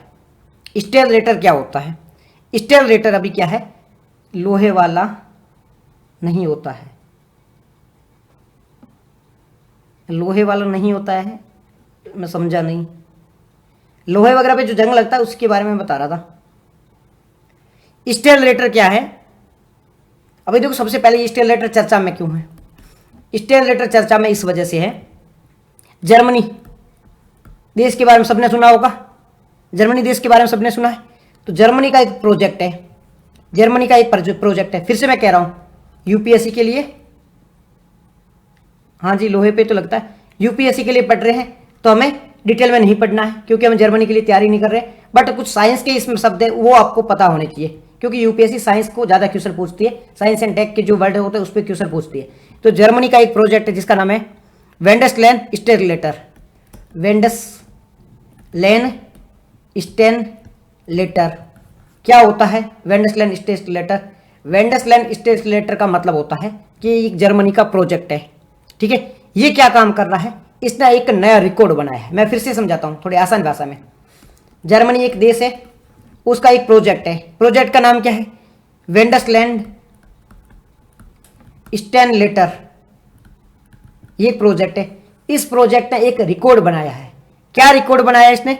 इसने रिकॉर्ड ये बनाया है कि जो प्लाज्मा है ना, प्लाज्मा के बारे में आप सबको पता होगा, बायोलॉजी में पढ़ा होगा प्लाज्मा, ठीक है। प्लाज्मा थेरेपी वगैरह होती है ना वो। तो प्लाज्मा है ना, उसको 3 crore degree Celsius, 3 crore degree Celsius तक इसको बढ़ा दिया है। 3 करोड़ डिग्री सेल्सियस तक इसे गर्म किया। मतलब मैं क्या कहना चाह रहा हूं, जर्मनी का एक प्रोजेक्ट है। इस प्रोजेक्ट में प्लाज्मा को 3 करोड़ डिग्री सेल्सियस तक जो तापमान होता है इतना ज्यादा गर्म किया गया है। अब देखो ये पॉसिबल नहीं होता है, मतलब बहुत ज्यादा temperature 3 crore degree Celsius not to impossible है। तो इस प्लाज्मा को 3 करोड़ डिग्री सेल्सियस तक बढ़ाया गया है, इतना ज्यादा तक इसको गर्म किया गया है। तो ये कहाँ का प्रोजेक्ट है? जर्मनी का। इसने एक रिकॉर्ड किया है। स्टेनलेटर कहाँ का प्रोजेक्ट है? जर्मनी का। इसने एक रिकॉर्ड कायम किया है। क्या रिकॉर्ड कायम किया है? ये जो प्लाज्मा होती है इसको बहुत, मतलब आपको ये नंबर याद नहीं रखना कि कितना डिग्री इसको गर्म किया गया है। इसको बहुत ज्यादा टेम्परेचर पर गर्म किया गया, इतना याद रखना, इसको बहुत ज्यादा टेम्परेचर पर गर्म किया गया है। क्या क्वेश्चन पूछा जा सकता है कि स्टेनलेटर है, स्टेनलेटर क्या है, ऐसा क्वेश्चन पूछा जा सकता है। या फिर प्लाज्मा को किस प्रोजेक्ट के तहत रिकॉर्ड टेम्परेचर तक गर्म किया गया था। तो ये स्टेनलेटर प्रोजेक्ट है, इसके तहत प्लाज्मा को रिकॉर्ड टेम्परेचर तक गर्म किया गया था। ये टेम्परेचर था वो रिकॉर्ड था, उससे ऊपर किसी ने गर्म किया नहीं प्लाज्मा को। तो ये इतनी सी बेसिक सी इंफॉर्मेशन थी इसके बारे में। स्टेनलेटर कहाँ का है? जर्मनी का है। इसमें क्या होता है? इसमें फ्यूजन रिएक्टर होता है। क्या होता है इसमें? फ्यूजन रिएक्टर होता है। छोटे छोटे जो ये होते हैं ना परमाणु, उनको जोड़ा जाता है। सर पहले वेंडरलैंड को डिफाइन करो, क्या होता है? प्रोजेक्ट तो होता है, ये समझ में तो आ गया, लेकिन उससे कहाँ है वो बताओ प्लीज़। देखो मैं है ना यही कह रहा था कि अपन है ना यूपीएससी स्टेट पीसीएस की कर रहे हैं, तो ये एक जर्मनी का प्रोजेक्ट है। तो वैसे इसमें बहुत डिटेल में तो नहीं जाना कि कैसे काम करता है कैसे नहीं करता, बट सिंपल सा ये होता है कि जर्मनी का एक स्टेनलेटर यानी वेंडसलैंड एक प्रोजेक्ट है जिसका पूरा नाम है वेंडसलैन 7X स्टेनलेटर। स्टेनलेटर ये एक जर्मनी का प्रोजेक्ट है। अब इस प्रोजेक्ट में होता क्या है? प्रोजेक्ट में अलग अलग चीज़ें की जा रही है। बायोलॉजी से रिलेटेड जो रिसर्च वगैरह होता है वो सारी चीज़ें की जाती है। प्लाज्मा है, कैसे काम करती है, क्या क्या सुधार किए जा सकते हैं, क्या क्या प्रॉब्लम आती है, इन सब के बारे में इस प्रोजेक्ट में सुधार किया जाता है। प्रोजेक्ट में मान लो कि वहाँ पे साइंस की एक लेबोरेटरी बनाई हुई है, एक पूरी तरह से एक लेबोरेटरी है, वहाँ पे ये सारी चीज़ें की जा रही है। समझ में आया? मतलब एक पूरी पूरी लेबोरेटरी, वहाँ सारी चीज़ें की जा रही है। अब वो बेसिक क्या होता है, उसमें किस प्रकार से किया जाता है, वो एग्जाम के पर्सपेक्टिव से ही काम का नहीं है। मतलब उसमें प्लाज्मा को कैसे रखा जाता है, फिर कितना टेम्परेचर बढ़ाया जाता है, फिर उसको कैसे एनालिसिस किया जाता है, वो बहुत साइंस का बात हो जाएगी। वही मैं चीज़ कह रहा हूँ, है ना। तो ये प्लाज्मा पर किया जा रहा है। अब स्टेनलेटर के बारे में आपको पता है कि स्टेनलेटर कहाँ का है? जर्मनी का है। ये फ्यूजन रिएक्टर पे काम करता है। फ्यूजन रिएक्टर क्या होता है? फ्यूजन रिएक्टर में ये होता है कि छोटे छोटे परमाणु होते हैं, उनको फ्यूज करके जोड़ के एक रिएक्टर करवाया जाता है, एक रिएक्शन करवाया जाता है, जिससे एनर्जी भी बनती है। जो परमाणु एनर्जी है वो भी फ्यूजन और फ्यूजन से ही बनती है। हमने कल परसों ही डिस्कस किया था, फ्यूजन और फ्यूजन होता है, उनसे ही परमाणु एनर्जी बनाई जाती है। तो इस प्रकार से प्लाज्मा को भी बंद करके ये सारा प्रोसेस किया जाता है। यूज क्या होगा? यूज वही है कि इतनी एनर्जी को, इसका फायदा क्या होगा, मतलब लाभ क्या है? इतनी सारी मगजमारी हम कर रहे हैं कि प्लाज्मा को इतने टेम्परेचर पे हम बना रहे हैं, फ्यूजन रिएक्टर का उपयोग कर रहे हैं। मुख्य उद्देश्य हमारा यही है कि जो ऊर्जा है, जो एनर्जी है, वो बहुत बेनिफिशियल हमें साबित हो, कम पैसे खर्च करें और हमें ऊर्जा प्राप्त हो जाए। पहला बेनिफिट ये देखने को मिलेगा। साथ ही साथ में हमें ये कि कम ऊर्जा का उपयोग करना पड़े। कम ऊर्जा का मतलब हमें है ना हाई वोल्ट का टेम्परेचर चाहिए होता है हमें, या फिर बहुत ज़्यादा टेम्परेचर की आवश्यकता होती है, तो वो कम पैसों में भी, कम पैसे भी लगाकर भी हम वो जो हमारा गोल है उसे अचीव कर सकते हैं। जैसे है ना आप यूपीएससी या पीसीएस की तैयारी कर रहे हैं, उसमें 1 लाख रुपए का खर्चा आता है। आप उस प्रकार से खुद को तैयार कर लेते हो, भाई कोचिंग वोचिंग नहीं लेनी है, मेरे को सेल्फ स्टडी करनी है, तो आप है ना 1000 रुपये में भी या 10,000 में भी वो सिलेक्शन ले लो। तो वही टारगेट है हमारा। जो ये सारी जो मगजमारी हम कर रहे हैं उसमें टारगेट यही है कि ऊर्जा कम खर्च हो, कम ऊर्जा खर्च करके पैसे भी कम खर्च हो, तो वो रिसोर्सेज की बचत करवाना ही हमारा मेन टारगेट है। हमारा मतलब जर्मनी के इस प्रोजेक्ट का टारगेट है। ठीक है जी, यहाँ पे आपको समझ में आ गया। चलते हैं नेक्स्ट आर्टिकल की ओर। नेक्स्ट आर्टिकल क्या है? Sustainable development for all. Sustainable development for all. मैं ना पहले आपको थोड़ी बहुत चीज़ समझा देता हूँ कि ये न्यूज़ में है क्या, न्यूज़ में क्यों, इसके ये समझा देता हूँ, बाद में बताऊंगा डिटेल में कि चीज़ें क्या काम कर रही है। सस्टेनेबल डेवलपमेंट फॉर ऑल, ये तो है नाम। अब ये चर्चा में क्यों है? चर्चा में इस वजह से कि एनटीपीसी, एनटीपीसी का आप सबने नाम सुना होगा। एनटीपीसी, एनटीपीसी ने क्या किया है? एनटीपीसी ने ये जो सस्टेनेबल डेवलपमेंट फॉर ऑल है, ये एक कोई मतलब ऐसा नाम नहीं है, कोई संस्था, एक अलग से एक संस्था ही है, एक ऐसा एक ऑर्गेनाइजेशन है जो सस्टेनेबिलिटी पर फोकस करता है। तो एनटीपीसी ने ये जो सस्टेनेबल डेवलपमेंट फॉर ऑल है, ये जो ऑर्गेनाइजेशन है, सिंपल भाषा में इसे ऑर्गेनाइजेशन समझ लो।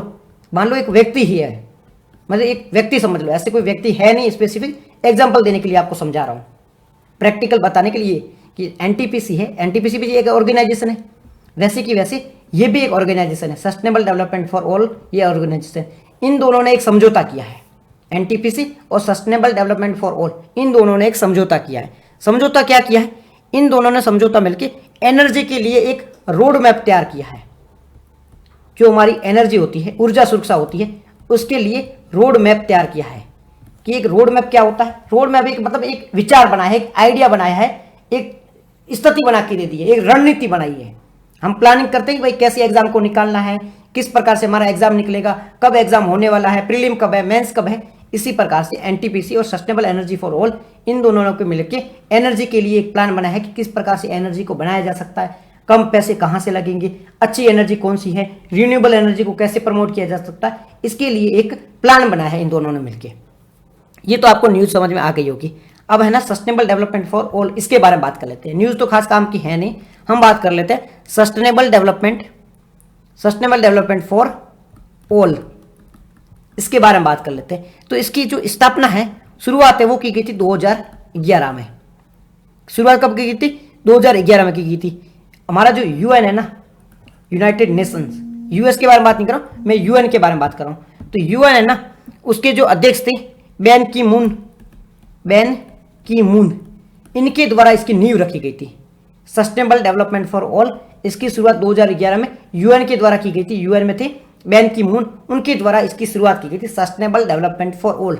सस्टेनेबल का मतलब होता है जो हमारे संसाधन है, जो भी हमारे रिसोर्सेस है, उसका सही से उपयोग हो, इसका सही से उपयोग हो, सदुपयोग हो, उसे कहा जाता है सस्टेनेबल। डेवलपमेंट का मतलब होता है विकास, ऑल का मतलब सभी के लिए। विकास होता है ना सभी के लिए, वो सस्टेनेबल तरीके से होता है। विकास होता है वो सभी के तरीके से, सबके लिए होना चाहिए, सस्टेनेबल तरीके से होना चाहिए। सस्टेनेबल का मतलब फिर से मैं बता दूं, अभी जो आप चीज़ों का उपयोग कर रहे हो, जैसे पेड़ पौधों को काट रहे हो, तो जितने 10 पेड़ पौधे काटे तो दूसरे नए 10 पेड़ पौधे लगा दो। 10 पेड़ पौधे नए क्यों लगाना है? क्योंकि वो आने वाली पीढ़ियों के काम आएंगे। तो विकास इस प्रकार से होना चाहिए कि आपकी जो आने वाली पीढ़ी है वो भी सुरक्षित महसूस करे, उनके लिए संसाधनों की कमी न रह जाए। इसे कहा जाता है सस्टेनेबल डेवलपमेंट। डेवलपमेंट ऐसा जो सस्टेनेबल हो, जो धारणीय हो, जो आने वाली पीढ़ियों के लिए काम आए, वो सस्टेनेबल डेवलपमेंट कहलाता है। इसके शायद 17 गोल्स है जी, सस्टेनेबल डेवलपमेंट के 17 गोल है। तो ये होता है सस्टेनेबल डेवलपमेंट। ठीक है, अब इसकी शुरुआत की गई थी 2011 में। किसने की थी? यूएन के द्वारा की गई थी। ये एक स्वतंत्र बॉडी है। स्वतंत्र मतलब होता है इंडिपेंडेंट बॉडी है, इस पे कोई माई बाप नहीं है, इसका खुद के फैसले लेती है, खुद से डिसीजन लेती है। तो ये एक स्वायत्त संस्था है, ये एक इंडिपेंडेंट बॉडी है। कौन इसे मैनेज करता है, किसके तहत ये काम करती है? तो ये यूएनओपीएस के तहत काम करती है। यूनाइटेड में ये होस्ट होता है, उसके द्वारा ये काम करती है, उसके अंडर में ये काम करती है। यूएनओपी क्या होता है? इसका मतलब ये यूएन का एक ऑफिशियल प्रोजेक्ट है। क्या होता है ये? यूएन का ऑफिशियल प्रोजेक्ट है जो सर्विस का काम करता है। यूएनओपी मतलब यूएन का ऑफिशियल प्रोजेक्ट है जो सर्विस के बारे में करता है। UN office of project service, इसका ये फुल फॉर्म है। आपको ये याद रखने की जरूरत नहीं है, बस ये इसको मैनेज करता है, इतनी ही आपको पता होनी चाहिए। ये यूएनडीपी का पहले हिस्सा था, सस्टेनेबल डेवलपमेंट फॉर यूएनडीपी का हिस्सा था। बहुत थोड़ा खिचड़ी पक गई, फिर से सिंपल कर देता हूँ। सस्टेनेबल डेवलपमेंट फॉर ऑल, इसने एनटीपीसी के साथ मिलके, इंटरनेशनल बॉडी है जी, इंटरनेशनल बॉडी है। सस्टेनेबल डेवलपमेंट फॉर ऑल, इसने एनटीपीसी के साथ मिलके एक समझौता किया है। इन दोनों ने मिलकर एक समझौता किया है, ऊर्जा के लिए समझौता किया गया है। यहां तक क्लियर हो गया। सस्टेनेबल डेवलपमेंट फॉर ऑल क्या है? शुरुआत इसकी 2011 में की गई थी, यूएन के द्वारा की गई थी।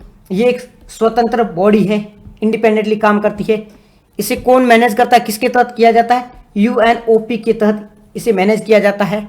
अब पहले ये जो यूएनडीपी है ना, यूएनडीपी इसका भाग था, परंतु बाद में इसे अलग कर दिया गया। हेडक्वार्टर कहाँ है? हेडक्वार्टर इसका कोपेनहेगन में है। कोपेनहेगन कहाँ है? डेनमार्क में है। ठीक है, कोपेनहेगन कहाँ है? डेनमार्क में। बस इतनी इंफॉर्मेशन इसके लिए याद रखना। ठीक है, यहां तक याद रहेगा। चलते हैं नेक्स्ट आर्टिकल की ओर। नेक्स्ट आर्टिकल क्या है? नेक्स्ट आर्टिकल है राष्ट्रीय निवेश और अवसंरचना कोष, NIIF। नेशनल, NIIF का फुल फॉर्म क्या होता है? राष्ट्रीय निवेश और अवसंरचना कोष, national investment infrastructure fund, national investment infrastructure fund, राष्ट्रीय निवेश अवसंरचना कोष। सबसे पहले मैं आपको न्यूज बता देता हूं, फिर इसकी मतलब बताऊंगा। न्यूज क्या है? वित्त मंत्री द्वारा। किसके द्वारा? वित्त मंत्री। वित्त मंत्री जो कि NIIF, नेशनल इन्वेस्टमेंट इंफ्रास्ट्रक्चर जो फंड है, इसके अध्यक्ष कौन होते हैं? वित्त मंत्री होते हैं। वित्त मंत्री के द्वारा इसकी छठी जो मीटिंग आयोजित हुई थी, इसकी जो गवर्निंग काउंसिल होती है, उसकी छठी मीटिंग आयोजित हुई थी, उसकी अध्यक्षता की गई है। एक बार और आसान भाषा में समझाता हूँ। NIIF क्या है? एक स्कूल मान लो, एक स्कूल है, एक स्कूल का एक प्रोग्राम हो रहा है, ये छठी बार स्कूल का कोई प्रोग्राम हो रहा है। ठीक है, हेडमास्टर है, इसके अध्यक्ष है, और उनकी अध्यक्षता की है, ये न्यूज है। मतलब NIIF एक संस्था है, NIIF एक संस्था है। इसके हेड कौन है? इसके हेड है वित्त मंत्री। इसके हेड कौन है? वित्त मंत्री। इसकी एक गवर्निंग काउंसिल है, उसकी मीटिंग हो रही थी, उस मीटिंग की अध्यक्षता किसने की? वित्त मंत्री ने की है। इस जो गवर्निंग काउंसिल थी, इसकी मीटिंग की अध्यक्षता किसने की? वित्त मंत्री ने की। इस वजह से ये चर्चा में है।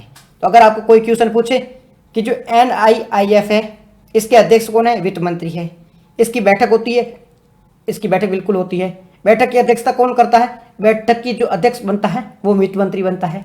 छठी बैठक हुई थी अभी, गवर्निंग काउंसिल है, उसकी बैठक होती है। ये इसके बारे में इंफॉर्मेशन आपको पता होनी चाहिए।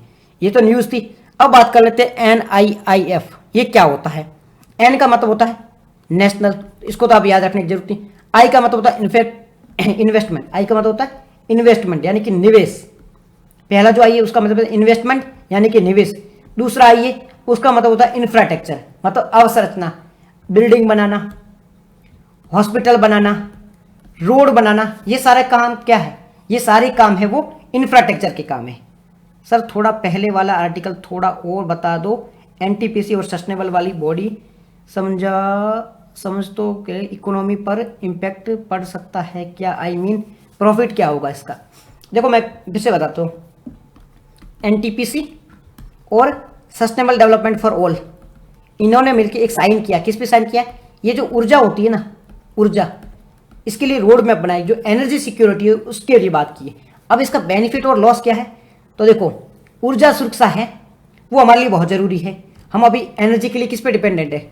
मिडिल ईस्ट पे डिपेंडेंट है, मतलब जो ऊर्जा हमारे पास में कहाँ से आती है, क्रूड ऑयल, मतलब जो तेल होता है तेल से आती है। तेल कहाँ से आता है, सऊदी अरब है, यूएई है, कतर है, बहरीन है, ईरान है, वहाँ से आता है, रसिया से आता है।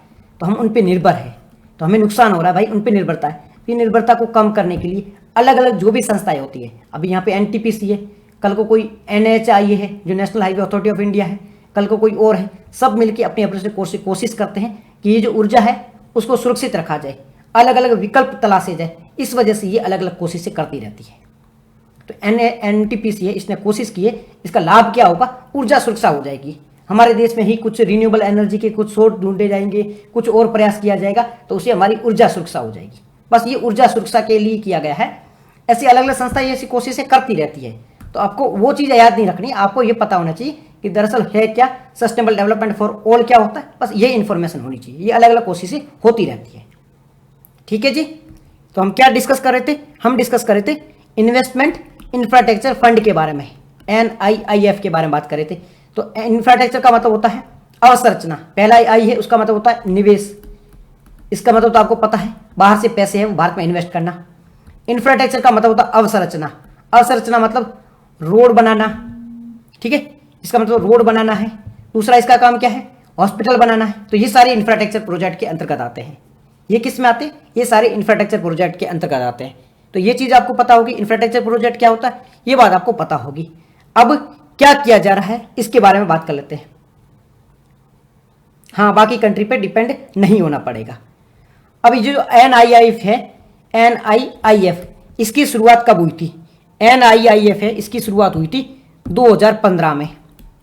इसकी स्थापना 2015 में की गई थी, 2015 में इसकी स्थापना की गई थी। ये एक प्रकार का सोवरेन एसेट मैनेजमेंट है, सोवरेन एसेट मैनेजमेंट है। अभी सोवरेन एसेट मैनेजमेंट क्या होता है, सोवरेन का मतलब होता है स्वतंत्र, मतलब किसी के अधीन नहीं है। एसेट मतलब जो संपत्ति होती है उसको मैनेज करता है। मैं अब पहले बताया था, जो भी गवर्नमेंट की संपत्तियां होती है उसको मैनेज किया जाता है। तो ये जो NIIF है, गवर्नमेंट की जो संपत्तियां हैं, जो एसेट है, उनको मैनेज करता है। जो फालतू की जमीन पड़ी है, कोई फालतू की जगह पड़ी है, उसको कंपनियों को लीज पर दे देता है कि आप इसको संभालो। तो सोवरेन एसेट मैनेजमेंट का काम करता है, गवर्नमेंट की जो संपत्तियां पड़ी है उनको लीज पर देने का काम करता है। उसके बदले में पैसे प्राप्त होते हैं, साथ ही साथ में जो संपत्ति है उसका सदुपयोग भी हो जाता है। तो NIIF क्या करता है, गवर्नमेंट की जो संपत्तियां होता है, जब गवर्नमेंट की जो भी प्रॉपर्टीज है उसका सही उपयोग हो उस पर ध्यान देता है। सोवरेन एसेट मैनेजमेंट का काम करता है। एसेट होती है उसको मैनेज करने का काम इसके द्वारा किया जाता है। ठीक है, स्थापना कब की गई थी, 2015 में की गई थी। ये गवर्नमेंट की 49% इसमें हिस्सेदारी है, 51% इसमें प्राइवेट मेंबर है, 49% इसमें कौन है, गवर्नमेंट है। तो ये गवर्नमेंट और प्राइवेट दोनों को साथ में लेके काम कर रहा है। उद्देश्य क्या है, निवेशकों के लिए एक मंच बनाना। क्या उद्देश्य इसका, जैसे NIIF है, ये गवर्नमेंट की जो भी संपत्तियां वगैरह होती है, कोई भी फ्री पड़ी फालतू पड़ी संपत्ति है उसका उपयोग करना है, तो यहाँ पे ये सारा एक चीज़ें तैयार करके दे देगा। मान लो कि ज़मीन है, ज़मीन में प्लॉट वगैरह काटने, ये ज़मीन पड़ी है, तो मैंने किसी व्यक्ति को बोलना भाई मेरे पास पैसे नहीं है, ये ज़मीन पड़ी है, तू इस पर प्लॉट काट, प्लॉट बना फिर बेच दे। तो NIIF यही करती है, NIIF है ये यही करती है, कंपनियों को बोलती है या बाहर के बिजनेसमैन को बोलती है, आप है ना, आप यहाँ पे इन्वेस्ट करो, ये ज़मीन पड़ी है, यहाँ पे जो भी आपको काम करना करो, हमें भी पैसे देना और आप भी पैसे कमाना। इस प्रकार से काम करती है, यानी कि इन्वेस्टमेंट को अट्रैक्ट करती है। ठीक है जी। इसका है ना सेबी के अंतर्गत इसका रजिस्ट्रेशन भी करवाया गया है। सेबी होती है संस्था है, उसके अंतर्गत इसका रजिस्ट्रेशन भी करवाया गया है। तो ये हमारा आर्टिकल था किसके बारे में, NIIF के बारे में। नेक्स्ट जो आर्टिकल है, सर कौन क्वेश्चन बता रहे हैं आप, मैं बात कर रहा हूं नेशनल इन्वेस्ट, मैं आर्टिकल डिस्कस कर रहा हूं, करंट अफेयर के आर्टिकल है उसको डिस्कस कर रहा हूं। उसमें जो अभी मैंने डिस्कस किया है वो किया है NIIF के बारे में, नेशनल इन्वेस्टमेंट इंफ्रास्ट्रक्चर फंड के बारे में बात की। ये एक फंड बना हुआ है, एक सोवरन वेल्थ फंड है। ये क्या काम करता है, गवर्नमेंट की संपत्तियों को मैनेज करने का काम करता है। इसके बारे में अभी चर्चा की है। नेक्स्ट जो हमारा आर्टिकल होने वाला है वो भारतीय गुणवत्ता परिषद के बारे में है। भारतीय गुणवत्ता परिषद क्या होता है, भारतीय गुणवत्ता परिषद, ये मतलब क्या है इसका, भारतीय गुणवत्ता परिषद का मतलब क्या है। देखो पहले तो है ना आप ये न्यूज़ समझ लो, उसके बाद में भारतीय गुणवत्ता परिषद को समझना। न्यूज़ क्या है, न्यूज़ को पहले quality council of council of India, quality council of India, मैं फिर से बता देता हूं। आर्टिकल हमारा भारतीय गुणवत्ता परिषद, ये आर्टिकल है। क्वालिटी काउंसिल ऑफ, देखो quality council of India, QCI, quality council of India, ये तो आर्टिकल है। हाँ, ऐसे पूछ सकता है ना क्या ये NIF है, वो रजिस्टर्ड है कि नहीं है, तो ऐसे क्वेश्चन पूछा जाएगा। भाई अपनी किस्मत खराब हो तो पूछ भी लेता है, इसलिए ना थोड़ी बहुत चीजें ध्यान रखनी होती है। तो भारतीय गुणवत्ता परिषद, इसके बारे में बात कर रहे हैं। क्वालिटी काउंसिल ऑफ इंडिया के बारे में बात कर रहे हैं। तो क्या है क्वालिटी काउंसिल ऑफ इंडिया? अभी क्या हुआ है, क्वालिटी काउंसिल ऑफ इंडिया है, इसने एक डे सेलिब्रेट किया है, एक दिन होता है उसको सेलिब्रेट किया है। ये दिन कब सेलिब्रेट किया गया था? 9 जून का दिन था, उसको इन्होंने सेलिब्रेट किया था। 9 जून का जो दिन था, उस दिन क्या हुआ था? 9 जून का जो दिन होता है, 9 जून का जो दिन होता है, उसे विश्व प्रत्यापन दिवस के रूप में सेलिब्रेट किया जाता है। मैं फिर से इसको सिंपल भाषा में समझा देता हूं। भारतीय गुणवत्ता परिषद, ये क्या है? ये एक संस्था है। चर्चा में क्यों है? क्योंकि इसने 9 जून का जो दिवस था उसको सेलिब्रेट किया था। किसके रूप में सेलिब्रेट किया था? जो 9 जून का जो दिवस है उसे विश्व प्रत्यापन दिवस के रूप में सेलिब्रेट किया जाता है। 9 जून का जो दिवस है उसे विश्व प्रत्यापन दिवस के रूप में सेलिब्रेट किया जाता है, यानी कि वर्ल्ड एक्रेडिटेशन डे के रूप में सेलिब्रेट किया जाता है। तो हमारा जो भारतीय गुणवत्ता परिषद है उसने ये डे सेलिब्रेट किया है, इस वजह से ये चर्चा में है। पहला पॉइंट क्लियर हो गया। उसके बाद में बात करते हैं ये क्यों है, इसका उद्देश्य क्या है। इसका उद्देश्य मुख्य रूप से ये है, कोई भी चीज होती है ना उसे प्रमाण करना, कोई भी चीज होती है उसे प्रमाणित करना कि भाई हाँ ये चीज ऐसी है, उसका प्रमाण करना ना, उसका रजिस्ट्रेशन कर लेना, यही इसका मुख्य उद्देश्य होता है। थीम क्या है? थीम इसकी थी MSME होता है ना। MSME क्या होता है? MSME का मतलब होता है छोटे जो उद्योग होते हैं ना, छोटे उद्योग है, बहुत मिडिल उद्योग है, उसको MSME कहा जाता है। उसको प्रमोट करना इसका मुख्य उद्देश्य है। ठीक है, इसका मुख्य उद्देश्य है कि छोटे छोटे जो उद्योग होते हैं उनको प्रमोट करना है।